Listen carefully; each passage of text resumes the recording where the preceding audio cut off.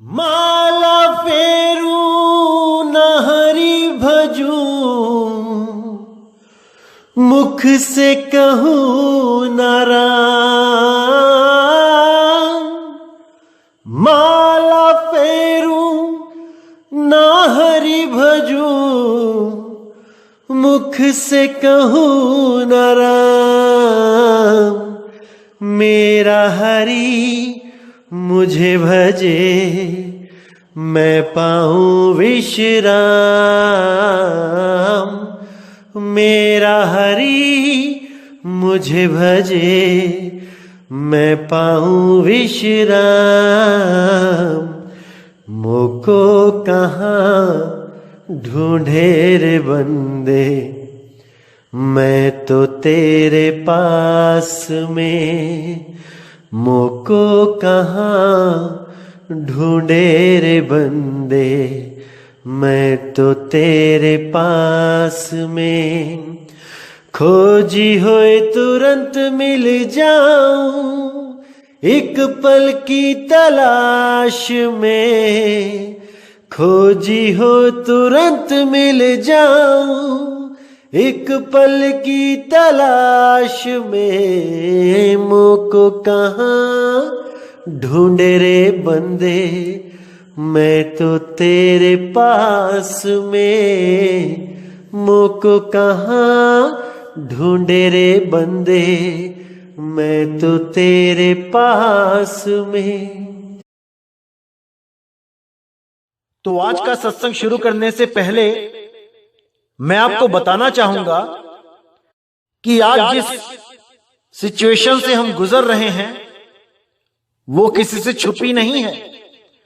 सबके सब घरों में बंद हैं, सबके सब लॉक्ड हैं, पूरा देश पूरा वर्ल्ड लॉक्ड है।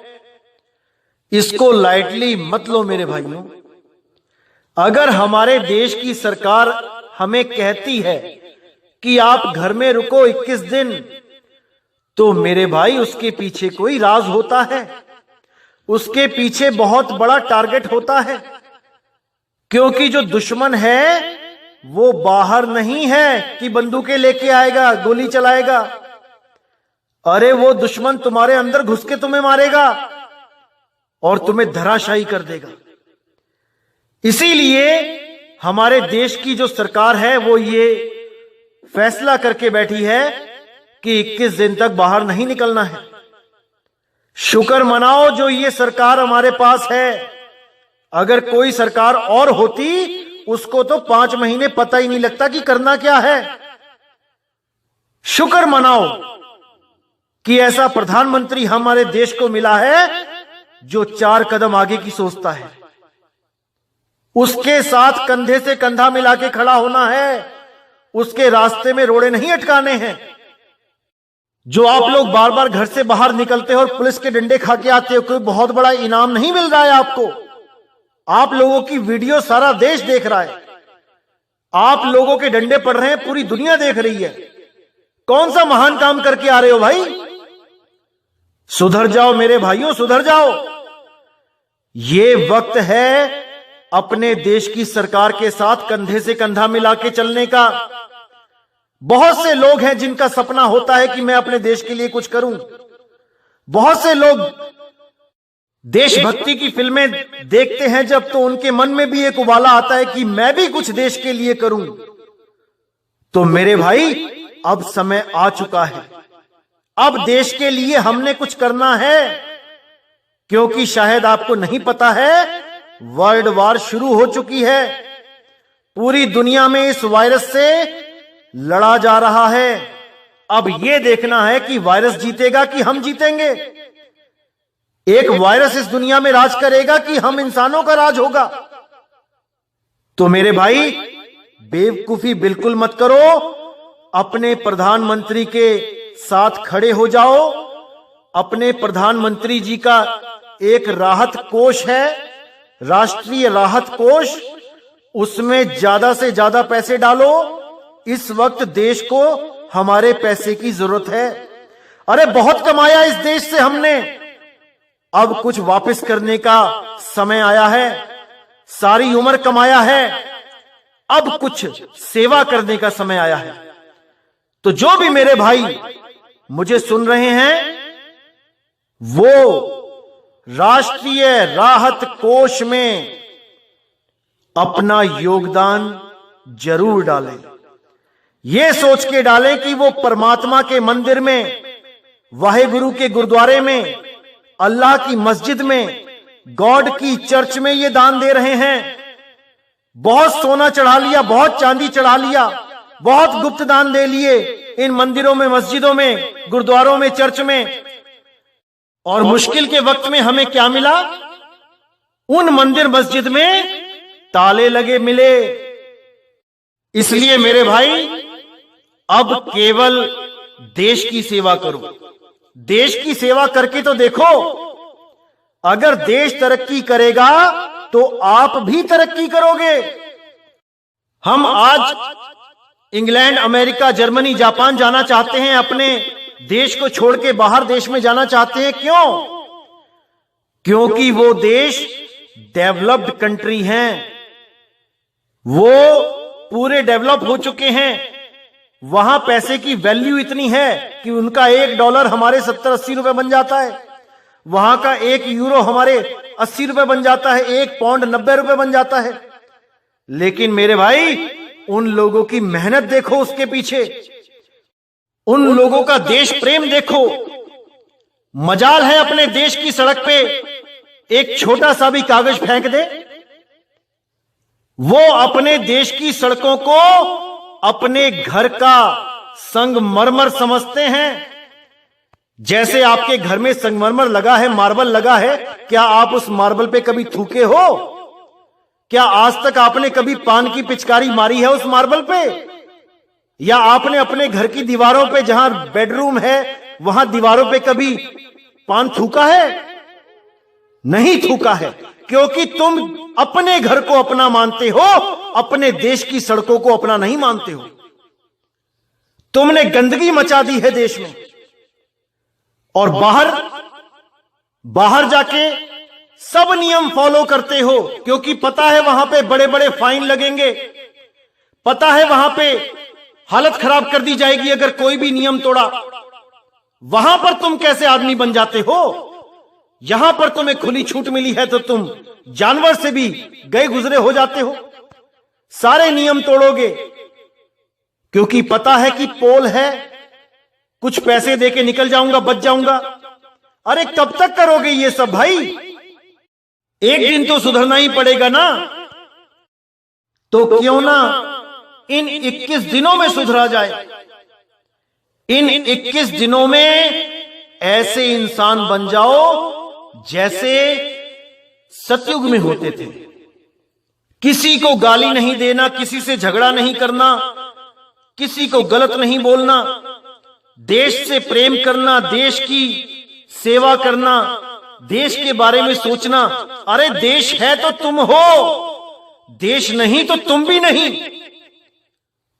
इसलिए मेरे भाई, आज आप मेरे कहने पे एक बार प्रधानमंत्री राष्ट्रीय राहत कोष में धन जमा करो।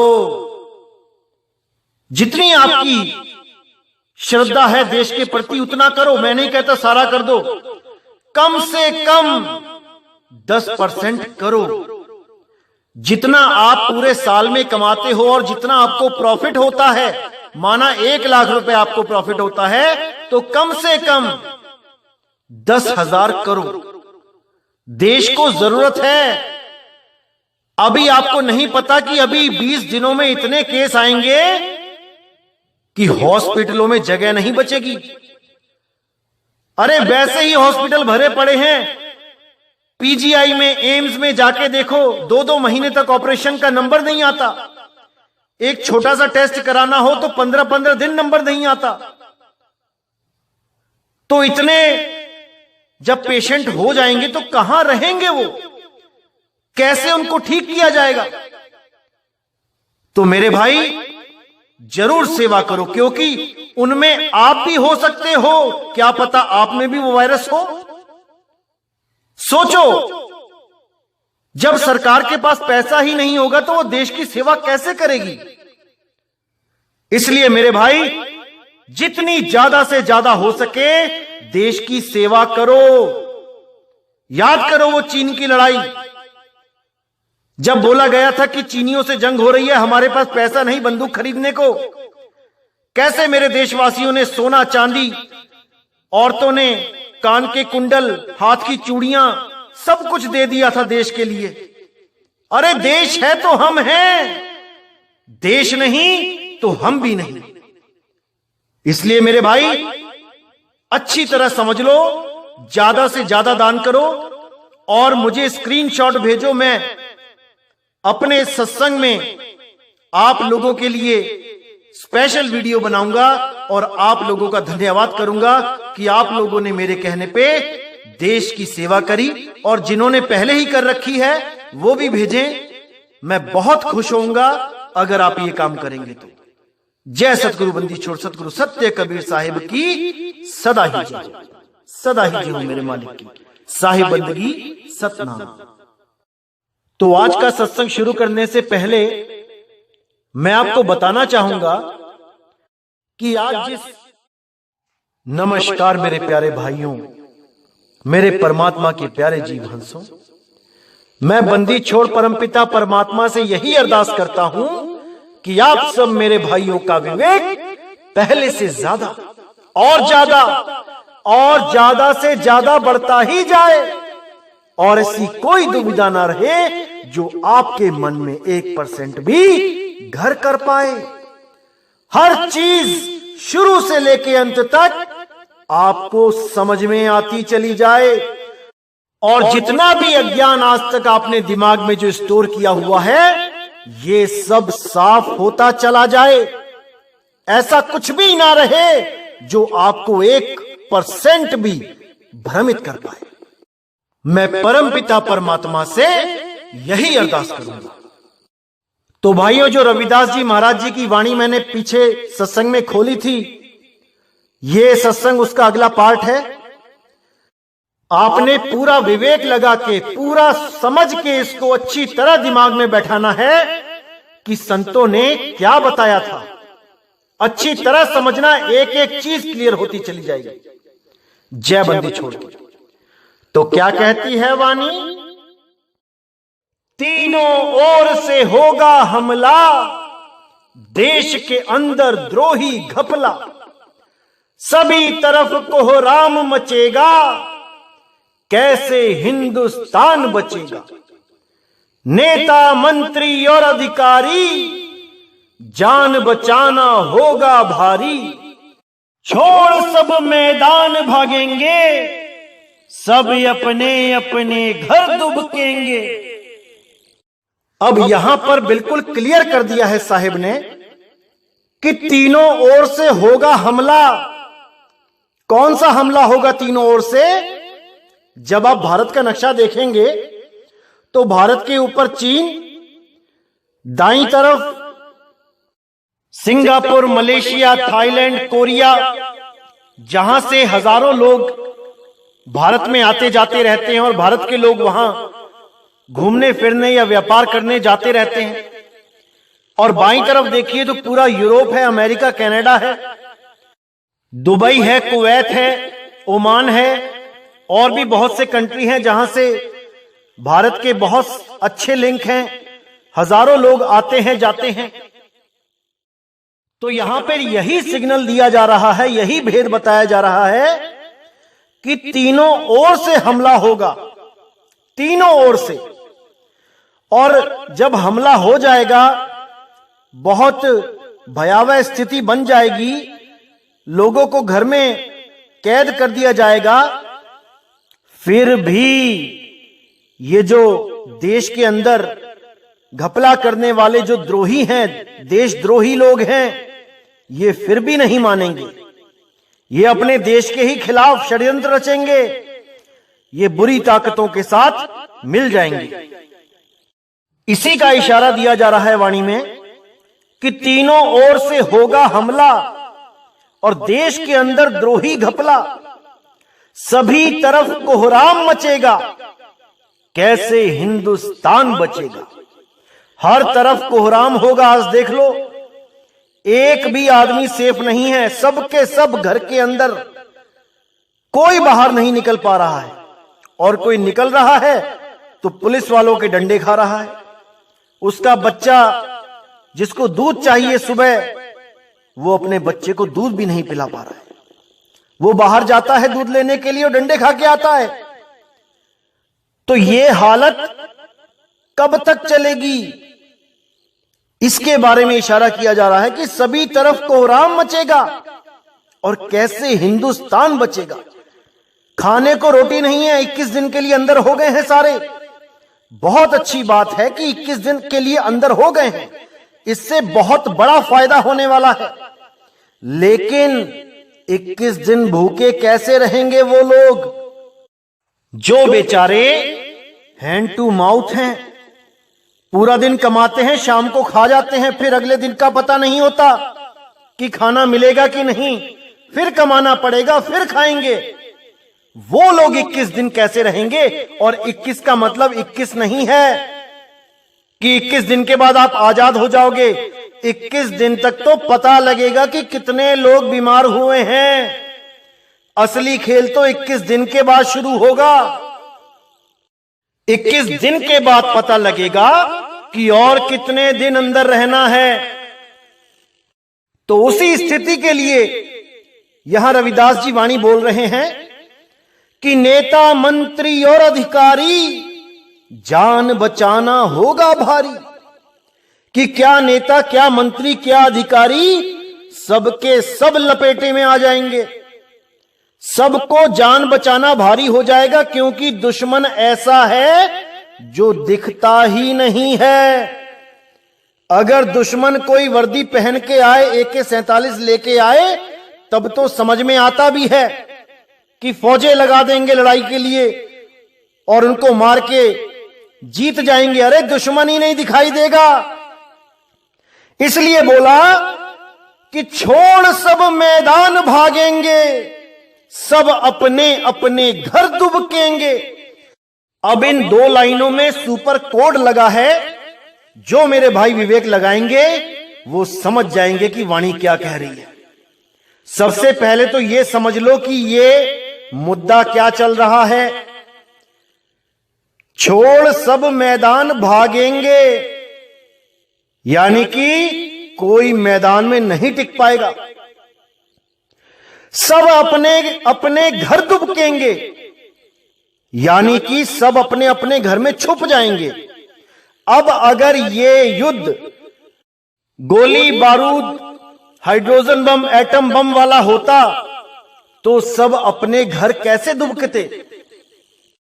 क्या घर में दुबक के जान बच जाती? एक एटम बम गिराया जाता, घर के घर उड़ जाते।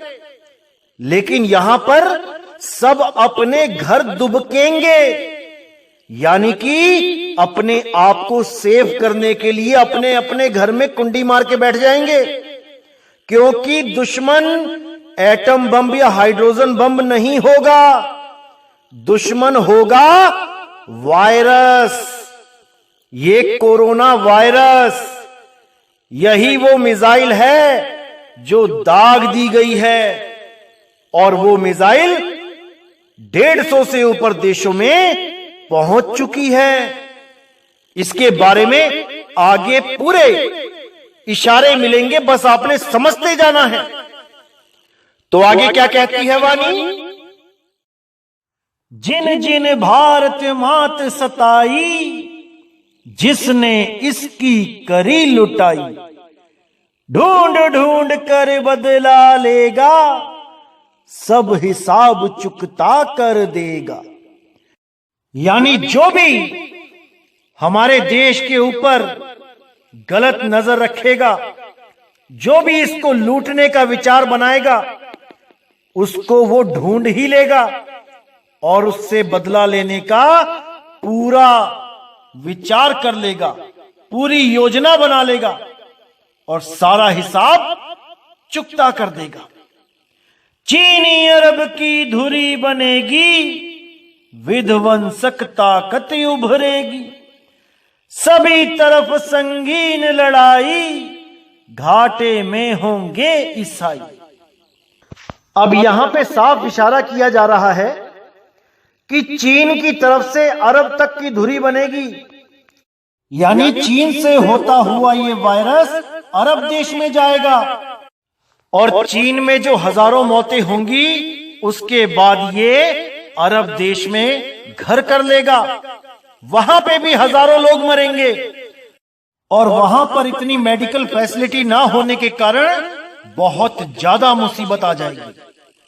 उसके बाद लिखा है विध्वंसक ताकत उभरेगी, यानी वो वायरस विराट रूप ले लेगा। फिर लिखा है सभी तरफ संगीन लड़ाई, घाटे में होंगे ईसाई, कि सभी तरफ हाहाकार मच जाएगा, लड़ाई लगेगी किसकी? इम्यून सिस्टम और वायरस की। इस लड़ाई में गोलियां नहीं चलेंगी, ना ही कोई बम चलेगा। इसमें लड़ाई होगी आपके इम्यून सिस्टम की और वायरस की। तो उसमें साफ लिख दिया कि सभी तरफ संगीन लड़ाई, घाटे में होंगे ईसाई। घाटे में होंगे ईसाई का क्या मतलब है कि आपने देखा होगा, एक खबर आई थी कि इटली में एक चीन का नौजवान मास्क लगा के आंख पे पट्टी बांध के खड़ा हो गया और एक बोर्ड लगा दिया गया वहां पे जिस पे लिखा था I am not a virus, I am a human being. अब इसको देख के सब इटली वालों ने क्या किया, उसको हग करना शुरू कर दिया और एक कैंपेन छेड़ दी, हग ए चाइनीज टू फाइट रेसिज्म, यानी कि चीनियों को गले लगाओ और जातिवाद दूर भगाओ। अब इन नादानों को यह नहीं पता था कि वो एक वायरस था, वो एक मिसाइल दागी गई थी, he was a human bomb. सबने उसको गले लगाया, हजारों लोगों ने एक ही दिन में उसको गले लगाया और अपने अपने घर चले गए, अपने परिवारों के बीच। और वो नादान बेखबर थे कि 2 हफ्तों के अंदर क्या होने वाला है इटली में। इसीलिए यहां वाणी में लिखा गया कि इटली में कोहराम मचेगा, लंदन सागर में डूबेगा, युद्ध तीसरा प्रलयंकारी, जो होगा भारी संहारी। अब यहां पर बिल्कुल क्लियर कर दिया है, पूरा क्लियर होता है कि जो लोगों ने उस चाइनीज आदमी को गले लगाया, और भी कई लोग जो चाइना से पहुंचे थे इटली में, उनको गले लगाया और देखते ही देखते एक कैंपेन चल पड़ी पूरे यूरोप में। लोग चाइनीज लोगों को गले लगाने लगे जो वायरस लेके आ रहे थे अपने देश से, क्योंकि वहां के मेयर ने ही ये भाषण दे दिया था, ये स्टेटमेंट दे दी थी कि चाइनीज लोगों को गले लगाओ, और वही उनके गले की हड्डी बन गई। इसीलिए वाणी में लिखा गया कि इटली में कोहराम मचेगा। देखते ही देखते इटली दूसरे नंबर पे आ गया। चीन के बाद मरने वालों की संख्या सबसे ज्यादा इटली में हो गई। तो आगे लिखा लंदन सागर में डूबेगा। अब यहां पर कई ज्योतिषी और कई यूट्यूब चैनल पे मैंने देखे लोग जो बताते हैं कि सागर ऊपर उठ जाएगा और लंदन पूरा डूब जाएगा। अरे मेरे भाई, वाणी के अक्षरों को मत पढ़ा करो, गहराई में जाया करो। हर वाणी का बहुत गहरा भाव होता है। लंदन सागर में डूबेगा, ये कौन सा सागर है? ये गम का सागर है, ये चिंता का सागर है।